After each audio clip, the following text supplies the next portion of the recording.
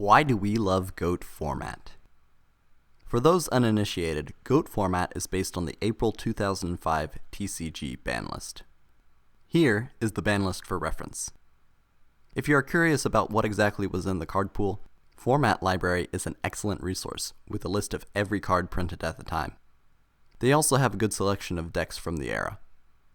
So that answers the question what GOAT is, but why do we love it? This is a pretty broad question, and I think there's a combination of factors contributing to the fascination with GOAT.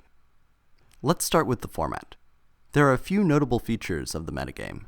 This is largely before archetypes, although decks like Gravekeepers were playable.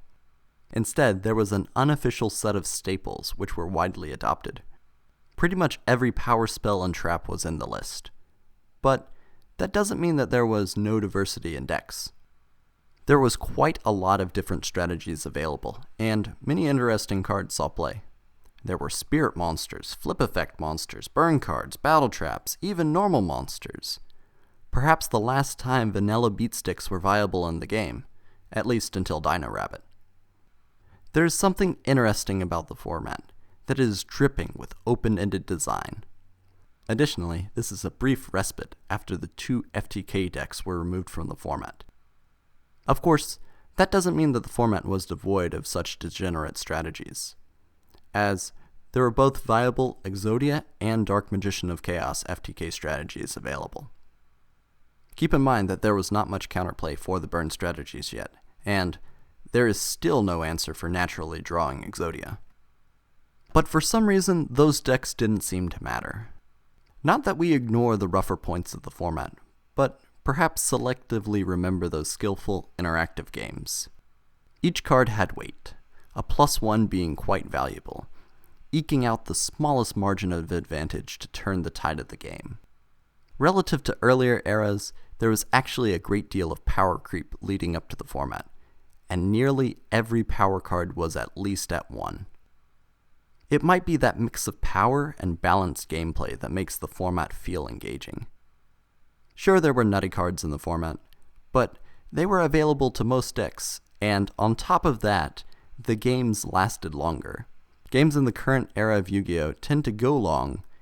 In fact, we have had new end-of-match procedures just to get through tournaments.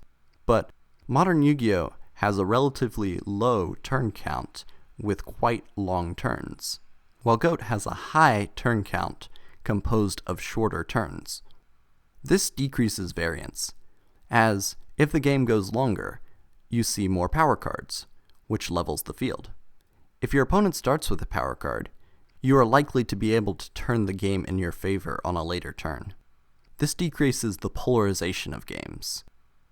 GOAT is back and forth, with many paths, and although the decks are similar, matches still feel unique as the combination of dozens of micro decisions.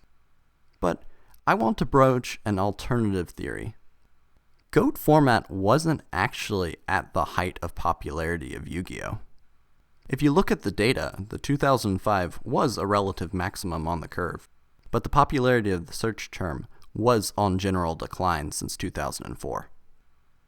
What might have cemented GOAT format in the minds of many players is this, the Pojo 2006 unofficial Yu-Gi-Oh! Guide.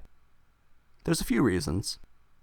First is that it was widely circulated. It entered the Scholastics book fair, and many children, myself included, jumped at anything that had Yugi's face plastered on it.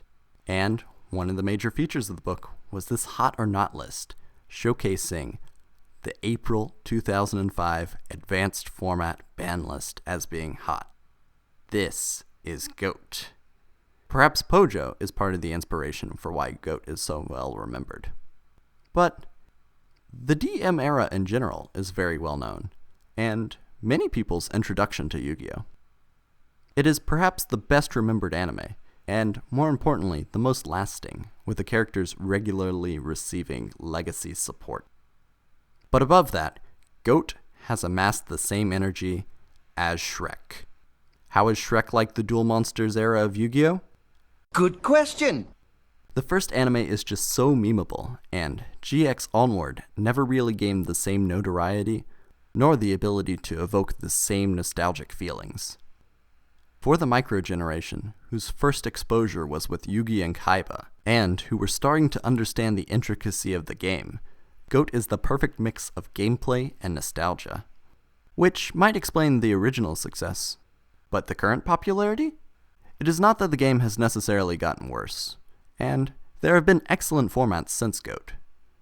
But the game continues to increase in complexity and power levels. Old cards, strategies, and even entire mechanics become irrelevant. But GOAT stays the same. Whether you are holding on to those cards from your childhood, or experiencing the height of gameplay for your first exposure, GOAT might just be the GOAT.